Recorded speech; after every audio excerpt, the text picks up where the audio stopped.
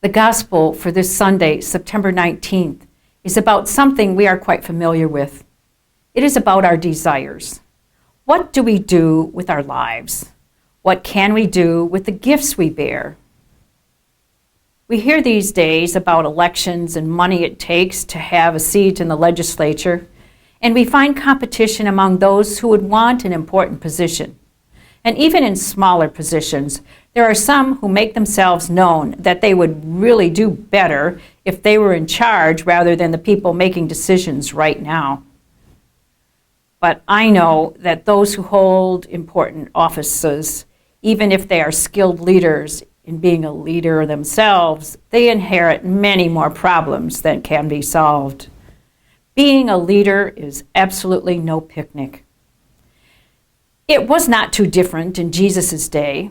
We find the disciples who were walking with Jesus arguing about who would be the greatest.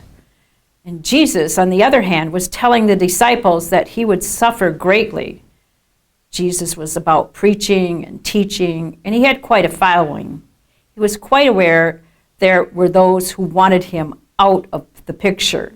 He states, "The Son of Man is to be handed over to others, and they would kill him, and he would rise after 3 days." But the disciples didn't have any understanding that Jesus' success, his preaching that drew many crowds, would cause him to die.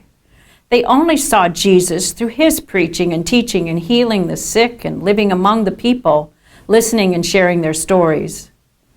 Jesus embraced the suffering of the blind and the lonely and the lost, and he loved the most vulnerable with all his heart.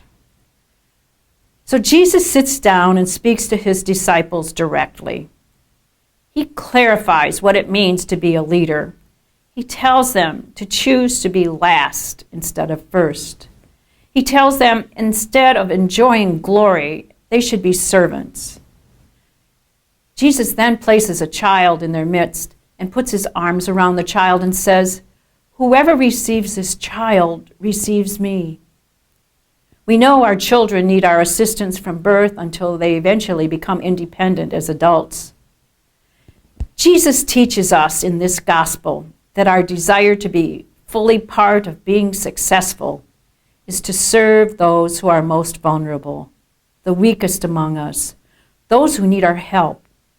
It is with the people in the countries of Afghanistan and Haiti, Louisiana, New York and New Jersey, or even in our own backyard, that we know people are hurting because of loss of jobs, illness, and other issues that may be even hidden to us.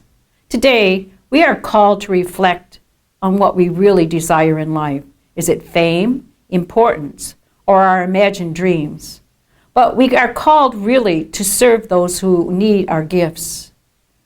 This day, what might we choose to serve our neighbors who may need the gifts we have to share?